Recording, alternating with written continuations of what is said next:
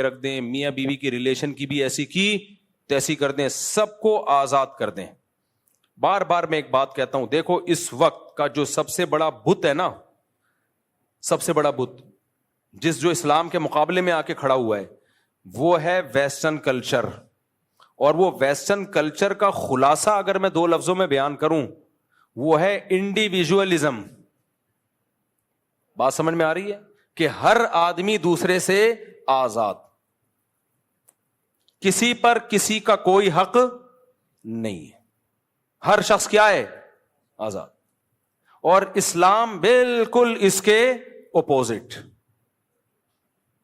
اسلام بالکل اس کے الٹ ہے. مغرب جو ویسٹرن کلچر ہے, خدا پہ بلیف رکھو نہیں رکھو, تعلق بناؤ نہیں بناؤ, کوئی مسئلہ نہیں. اور جو غیر مسلم خدا کو مانتے ہیں نا, وہ بھی تعلق روحانی سکون کے لیے بنا رہے ہوتے ہیں, خدا کو راضی کرنے کے لیے بنا رہے ہوتے ہیں. مجھے کینیڈا میں لوگوں نے بتایا, بعض غیر مسلم بھی آتے ہیں یہاں مسجدوں میں سجدہ کرتے ہیں, اور ہم اس سے پوچھتے ہیں کیوں, تو کہہ رہے ہیں ہمیں روحانی سکون ملتا ہے. ملتا ہوگا. میں ملیشیا میں تھا, میں نے وہاں کچھ غیر مسلم دیکھے جو قرآن پڑھ کے دم کرتے ہیں اپنے اوپر. عیسائی ہیں, مولانا صاحب کے پاس آتے ہیں, بولتے ہیں سورہ رحمان پڑھو, ہم پہ دم کرو. میں نے ان سے غیر مسلموں سے پوچھا, میں نے کہا بھائی تم سورہ رحمان پڑھ کے کیوں دم کروا رہے ہو؟ کہہ رہے سکون ملتا ہے ہمیں, روحانی سکون ملتا ہے. ایک نے تو بتایا کہ میرے پہ جن چڑیل بھوت ہیں. میں اس کی بات اپنے الفاظ میں بیان کر رہا ہوں, بالکل اس نے یہ ورڈنگ تو نہیں تھی, یعنی کوئی آصیب واسیب ہے تو جب وہ کوئی سورہ بقرہ یا سورہ رحمان پڑھ کے کوئی مولوی صاحب دم کرتے ہیں تو میں ٹھیک ہو جاتا ہوں. تو ان کا اگر خدا سے بھی ریلیشن ہے تو وہ اپنے لیے, اللہ کے لیے نہیں ہے, جبکہ ریلیشن میں اپنی قربانی دینی پڑتی ہے. اسلام جس ریلیشن کا قائل ہے نا, وہ ریلیشن ہے جس کا فائدہ دوسرے کو ہو رہا ہو. آپ کو ضمنی فائدہ ہوگا, اصل مقصد آپ کو اپنا فائدہ پہنچانا نہیں ہے, آپ کو اپنا فائدہ پہنچانا نہیں ہے. تبھی حدیث میں آتا ہے رشتہ اس سے جوڑنے کا حکم ہے جو تم سے توڑ رہا ہے. جو تم سے توڑ رہا ہے اس سے جوڑنے میں آپ کا کوئی فائدہ ہے یا ٹینشن ہے؟ فل ٹینشن, کوئی فائدہ ہی نہیں ہے آپ کو. اللہ سے ریلیشن, آپ کو اس میں مزہ آ رہا ہے یا نہیں آ رہا مزہ, روحانی سکون مل رہا ہے یا نہیں مل رہا, آپ نے اللہ کا حق ادا کرنا ہے. کتنے لوگ ہیں کہتے ہیں ہمیں نماز میں مزہ نہیں آتا, نماز پڑھنے کا دل نہیں چاہتا, بالکل مفتی صاحب نماز میں دل نہیں لگتا. تو میں ان سے کیا جواب میں کہتا ہوں, وہی جو علماء کہتے ہیں, بھائی دیکھو غلام کا کام ہوتا ہے آرڈر کو فالو کرنا, چاہے دل لگے چاہے نہ لگے. آپ کا باس آپ کو کہتا ہے کہ یہ چیک ہے, کمپنی کی رقم فلاں بینک میں آئی ہوئی ہے, اکاؤنٹ سے نکال کے لے آ. آپ کہیں سر مزہ ہی نہیں آ رہا جانے میں اور اکاؤنٹ سے پیسے نکالنے میں, دل ہی نہیں لگ رہا. کہے گا یہ تیرا ہیڈ ایک ہے, یہ میرا ہیڈ ایک نہیں ہے. باقی تو کہیں بھی نہیں کہہ رہے ہوتے دل لگ رہا ہے نہیں لگ رہا. نماز کا جب مسئلہ آئے گا دل نہیں لگ رہا, روزے کا مسئلہ آئے گا دل نہیں لگ رہا, تلاوت کا مسئلہ آئے گا مفتدہ مزہ ہی نہیں آتا. تو غیر مسلم کا جو اللہ سے ریلیشن ہے, جب تک اس کو سکون مل رہا ہوگا ریلیشن ہے, نہیں ہے سکون تو نہیں ریلیشن. مسلمان کو ایک صاحب مجھے ملے, انہوں نے کہا میں 15 سال سے تہجد پڑھ رہا ہوں لیکن میرا دل بالکل بھی نہیں لگتا. میں نے کہا شاباش. علامہ ابن سیرین رحمہ اللہ کا ایک قول مجھے یاد آیا, کہتے ہیں میں نے 20 سال تہجد پڑھی ہے نفس پہ جبر کر کے, 20 سال کے بعد دل لگنا شروع ہوا ہے. عجیب بات آپ کو بتاؤں, حدیثوں پہ حدیثیں یاد آتی ہیں, پھر مجھے ذہن کھلتا ہے جب نا نبی صلی اللہ علیہ وسلم کے پاس کچھ صحابہ آئے, کسی نے کہا میں ڈیلی روزے رکھوں گا, پوری زندگی انہوں نے روزے رکھے. آپ صلی اللہ علیہ وسلم نے فرمایا سب سے بہترین روزہ صوم داؤد ہے, داؤد علیہ السلام کا روزہ ہے. اگر کوئی روزے میں خاندانی پیکج پہ عمل کرنا چاہتا ہے نا, سب سے خاندانی, تو وہ یہ نہیں ہے کہ ڈیلی روزے رکھے, وہ داؤد علیہ السلام والے روزے رکھے. آپ نے فرمایا داؤد علیہ السلام ایک دن روزہ رکھتے تھے, ایک دن ناغا کرتے تھے, پھر روزہ رکھتے تھے, پھر ناغا کرتے تھے. اب یہ سب سے بہترین روزہ کیوں ہے؟ وجہ اس کی ہے کہ اگر آپ کنٹینیوسلی روزے رکھنا شروع کرتے ہو, آپ کی باڈی کمزور ہونا شروع ہو جائے گی. جبکہ نبی نے فرمایا اللہ کو طاقتور مومن کمزور مومن سے زیادہ محبوب. روزے کا بنیادی مقصد روحانی قوت پیدا کرنا ہے. جسمانی طور پہ کمزور کرنا روزے کا مقصد نہیں ہے, کیونکہ کمزور آدمی سے زیادہ اللہ کو کون محبوب ہے؟ طاقتور. طاقتور ہوگا تو دین کے کام بھی کرے گا, دوسروں پہ بوجھ نہیں بنے گا, کھلانے والا بنے گا نا. آج ایک صاحب آئے, میں تو مزاح کی میری عادت ہے, اتنا باریک لڑکا, بہت باریک نا, میری مزاح کی عادت ہے, کوئی توہین نہیں ہو سکتا یہاں بیان میں بیٹھا وہ. تو کہہ رہا میں آپ سے ملنا چاہتا ہوں, میں آپ سے ملنا چاہتا ہوں. میں نے کہا مل تو لیے. کہہ رہے ہیں نہیں, میں آپ سے ٹائم لے کے ملنا چاہتا ہوں. میں نے کہا پھر پورے آؤ, پورے. میں آپ کو پروٹوکول جب دوں گا جب آپ پورے تو ہو.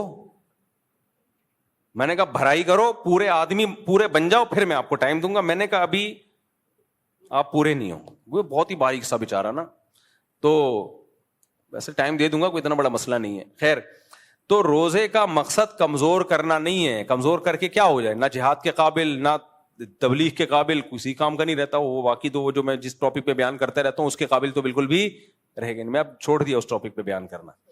کل میں نے دیکھا لوگوں نے دبا کے میرے خلاف نیگیٹو کمنٹس اتنے زیادہ کہ بس کیا بتاؤں میں. تو ڈھیٹ ہوں, چھوڑوں گا نہیں. خیر, تو جسمانی طاقت یہ ضروری ہے نا, بیمار ہوگا تو اگر کنٹینیوسلی آپ روزے رکھتے ہیں نا تو جسم آپ کا کمزور ہونا شروع ہو جائے گا اور روزوں کی عادت پڑ جائے گی. تو نفس پہ شاخ نہیں گزرے گا یہ کام.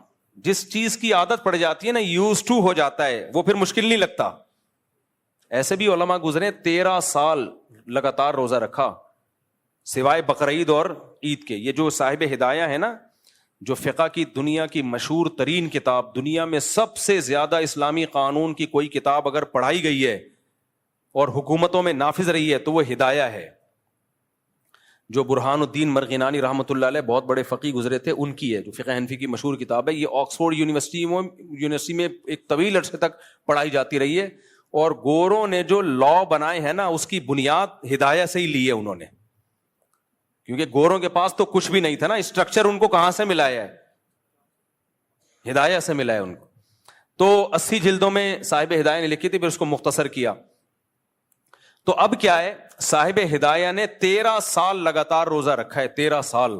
اکابر میں اسلاف میں ایسے بہت واقعات ملتے ہیں ہمیں, سوائے عید کے دن ناغا کرتے تھے, باقی رکھتے تھے وہ. تو اب کیا ہوتا ہے کنٹینیوسلی, جب آپ دیکھو رمضان میں شروع کے 3-4 دن ہمیں مشکل لگتے ہیں, اس کے بعد عادی ہو جاتے ہیں, پھر تو جس دن روزہ چھوڑنا ہو کسی بیماری کی وجہ سے وہ مشکل لگ رہا ہوتا ہے. تو داؤد علیہ السلام کیا کرتے تھے, ایک دن روزہ ایک دن ناغا, اس سے صحت بھی اچھی. ایک دن روزے کی وجہ سے باڈی کی سروس ہو گئی, اگلے دن کھا لیا. لیکن ہوتا پھر اگلے دن روزہ رکھنا بڑا مشکل ہوتا ہے, کیونکہ نہ رکھنے کی عادت پڑ رہی ہے نہ چھوڑنے کی عادت. کتنا مشکل کام ہے. اس سے روحانی قوت بڑھتی ہے, آدمی کی قوت ارادی بہت مضبوط ہو جاتی ہے کہ وہ جب چاہتا ہے جو کام کر سکتا ہے. ہم بہت سارے کام کرنا چاہتے ہیں, ہماری قوت ارادی ساتھ نہیں دے رہی ہوتی. صبح شام سوچ رہے ہوتے ہیں یہ کریں گے وہ کریں گے, کرنے کا ٹائم آتا ہے ہوتے نہیں ہے. تو جو مشکل کام کر لیتے ہیں نا ان کی قوت ارادی ہو جاتی ہے مضبوط. جیسے جو ہمت کر کے ایک دفعہ نشہ چھوڑ لیں. ہمارے ایک دوست تھے یعنی اب دوست بنے, جب نشہ کرتے تھے اس وقت دوست نہیں تھے وہ. تو انہوں نے بتایا مجھے نشے کی عادت پڑ گئی تو مجھ سے چھوٹتا ہی نہیں تھا. کہتے ہیں میں نے کیا کیا, اپنے آپ کو گھر کے اندر بند کر لیا, کنڈی لگا دی, تالا ڈال دیا, ماں سے کہا کہ مجھے بس کھڑکی سے کھانا پہنچا دیا کرو. 6 مہینے تک میں گھر سے باہر نہیں نکلوں گا, کیونکہ گھر سے باہر جاؤں گا دوستوں میں بیٹھوں گا پھر نشہ. تو 6 مہینے مجھے تڑپنے کے لیے دے دو, چیخوں گا چلاؤں گا کوئی بات نہیں, برداشت کروں گا. بہت ٹینشن والا کام ہے یہ. ہمیں نشے کی عادت نہیں ہے نا, اس لیے ہمیں نہیں. جن کو عادت ہے ان کے لیے بہت بڑی مشکل ہے. اس نے مجھے خود واقعہ سنایا, کہہ رہے میں نے کہا جمعہ بھی نہیں پڑھنے جاؤں گا, مجبوری تھی کیونکہ جمعہ پڑھنے جاؤں گا تو مجھے ڈر تھا کہ وہی دوست مل جائے پھر نشے میں نہ لگ جاؤں, تو گھر میں ہی نماز پڑھوں گا. اور یہ برکت تھی تبلیغ کی. تبلیغ میں سہ روزہ لگایا تھا. تبلیغ والوں نے بہت دنیا چینج کی ہے بھائی. جہاں بھی دنیا میں جاؤ ایسے ایسے بدماشوں کو سیدھا کر دیا. نہ کوئی ان کا ولاگ آتا ہے, نہ کوئی پوڈ کاسٹ آتی ہے, نہ کوئی کتاب ہے جس میں ان لوگوں کی داستانیں ہوں. اور ان لوگوں کی زندگیاں تبدیل کرنے میں جس شخص کا بڑا کردار ہوتا ہے اس کا بھی کوئی نام نہیں جانتا. اس لیے میں کہتا ہوں تبلیغ سے زیادہ اخلاص والا کام شاید مارکیٹ میں ہے نہیں. میرے ہاتھ میں تو 2 آدمی مسلمان ہوں گے, اگلے دن میڈیا پہ خبر آئی بھی ہوگی, حالانکہ وہ کیے کسی اور نے ہوں گے, آ کے ہمارے ہاتھ میں ہو گئے ہوں گے. تو تبلیغ کا کام میں اخلاص اینڈ ہے بھائی. تو بہت لوگوں کی زندگیاں بدلی ہیں. ہم خود جو آج یہاں دین کی خدمت کر رہے ہیں اس میں بھی تبلیغ کا دخل ہے. تبلیغی جماعت آئی تھی, اس میں ایک عالم تھے, انہوں نے مجھے گھیرنا شروع کر دیا. خیر, تو وہ شروع میں کولڈ ڈرنک چائے وائے پلاتے ہیں, اس کے پیچھے ان کے وہ رشوت ہوتی ہے وہ چائے نہیں ہوتی, وہ حلال رشوت ہوتی ہے, اس کا مقصد کچھ اور ہوتا ہے. تو کیا ہے, کیا کہہ رہا تھا یار پھر, ہاں 6 مہینے تک اس نے اپنے آپ کو بند کیا. تو کہہ رہا ہے میں اتنا طبیعت خراب ہوئی, میں نے کہا مر جاؤں گا بس. 6 مہینے بعد نشہ ختم. کہہ رہے اس قوت ارادی کا مجھے فائدہ اتنا ہوا کہ اب میں جو چاہے کھاؤں اور جو چاہے چھوڑ دوں, کیونکہ میں نے دیکھا اس کو موٹا ہو رہا تھا نا کھا کھا کے. کہہ رہے میرے لیے اپنے آپ کو دبلا کرنا کوئی مسئلہ نہیں ہے, میں نے اتنی بڑی قربانی دی ہے, میں جب چاہوں گا روٹی چاول آلو چھوڑ دوں گا. کہہ رہے میرے ہاتھ میں ہے, کیونکہ لوگ وزن گھٹانا چاہتے ہیں, ان سے ڈائٹنگ ہی نہیں ہوتی. آج فیصلہ کریں گے یہ پراٹھے چھوڑ دیں گے, پھر کل کھانا شروع کر دیں گے, 4 دن ہو گئے. تو اس کی قوت ارادی اتنی مضبوط. کہہ رہے اب مجھ سے جو چاہے کروا لو, میں وہ کر لیتا ہوں.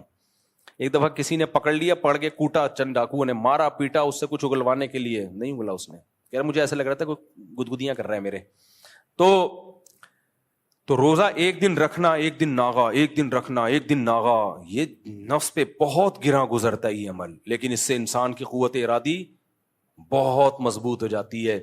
تو اس لیے اس تکلف میں مت رہا کرو کہ نماز میں مزہ آ رہا ہے یا مزہ نہیں آ رہا, روزے میں مزہ آ رہا ہے یا مزہ نہیں آ رہا. اور میں آپ کو شرطیہ کہوں, اس نیت سے نماز پڑھنا شروع کر دی نا کہ مزہ آئے نہ آئے, اللہ کی قدرت ہوتی ہے, آنا شروع ہو جاتا ہے. صحیح ہے نا. صرف ان کو نہیں آتا جو یہ سوچ کے پڑھتے ہیں کہ مزہ کیوں نہیں آ رہا, ان کو نہیں آتا. تو اسی طرح ماں باپ کی خدمت ہے, بعض دفعہ بوجھ ہوتی ہے انسان کے اوپر, بھائی چھوڑو, کس کا حکم ہے, اللہ کا حکم ہے. گھر والوں کو ٹائم دینا, بیوی بچوں کو, یہ بھی بڑا مسئلہ ہے. لوگ ٹائم نہیں دیتے. جو لوگ اپنے بچوں کو ٹائم نہیں دیتے نا, وہ بچوں کی محبت سے محروم, بچوں کی محبت سے بولو محروم. میں نے ایسے ایسے بیچارے بڈھے دیکھے ہیں, بچوں سے لنک ہی نہیں تھا ان کا. ایک صاحب نے بتایا میرے بچے ایسے بڑے ہو رہے ہیں یوں کر کے, کیونکہ کہتے ہیں میں جب صبح آفس جاتا ہوں تو وہ سو رہے ہوتے ہیں, جب آفس سے واپس آتا ہوں تو وہ سو چکے ہوتے ہیں. تو ایک دن میں نے دیکھا تھا اتنے تھے, اب مجھے تھوڑے سے, جو ملک سے باہر رہتے ہیں 2-2 سال کے بعد آتے ہیں, ان کے ساتھ کیا ہوتا ہے. ایک صاحب 2 سال کے بعد آئے, جاب تھی ان کی باہر, دروازہ نوک کیا تو بچہ آیا, امی سے کہتے ہیں امی کوئی صاحب آئے ہیں ملاقات کے سلسلے میں. سمجھ رہے ہو کیا زندگی ہے بھائی. تو اللہ کا حکم سمجھ کے بچوں کو وقت دے دو. آپ کو اگر اچھے نہیں لگنا نا, تھوڑے دن بیٹھو. ہمارے ایک دوست ہیں کووڈ میں نا, ان کے سفر بہت ہوتے تھے, پوری دنیا میں ٹریولنگ. کووڈ کے دنوں میں کہیں سفر رہا نہیں نا, مجبوراً گھر میں بیٹھنا پڑا.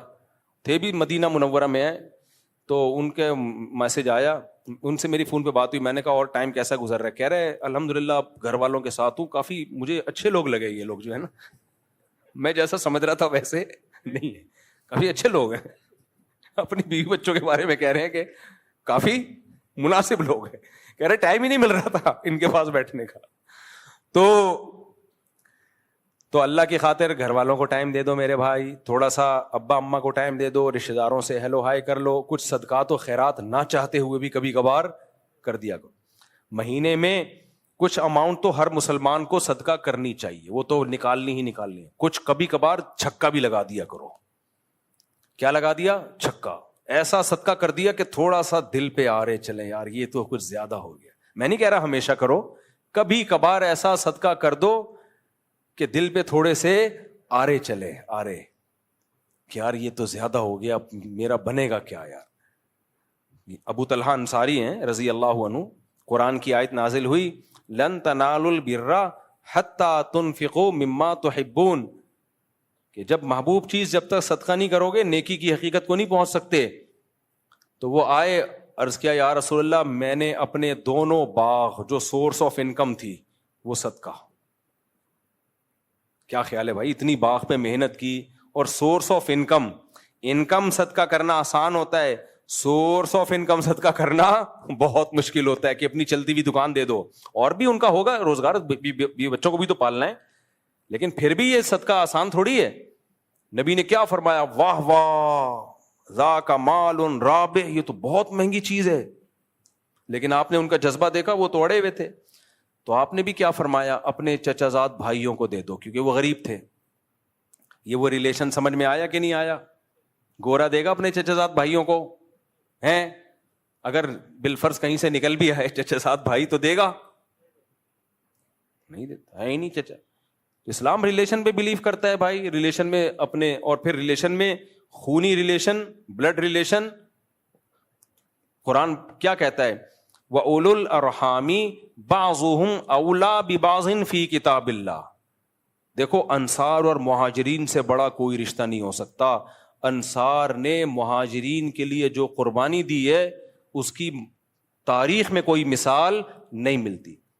آج کوئی مہاجر ہجرت کر کے آئے ظلم ستم کی وجہ سے, ہم صرف اس کو ٹھکانہ دے دیں تو بڑا کمال سمجھا جاتا ہے. غیر قوم کا آدمی تھا, اپنے ملک سے آیا, ہم نے ٹھکانہ دے دیا. اول تو گورنمنٹ ٹھکانے دے رہی ہوتی ہے, پرسنلی لوگ پرسنلی تو یہ کام کر نہیں رہے ہوتے. صحابہ نے صرف ٹھکانہ نہیں دیا, اپنے کاروبار میں شریک کر لیا کہ آج سے آدھا کاروبار آپ کا ہے. یہ بہت بڑی دل گردے کی بات ہوتی ہے اتنے.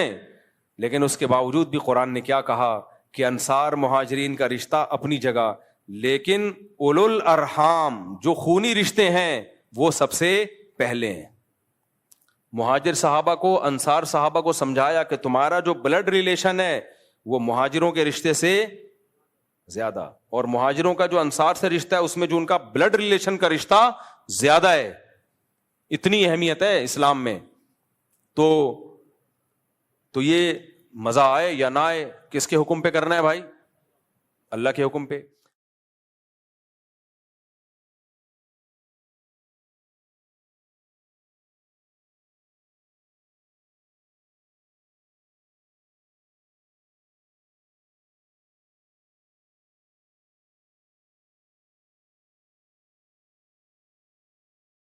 رکھ دیں, میاں بیوی کی ریلیشن کی بھی ایسی کی تیسی کر دیں, سب کو آزاد کر دیں.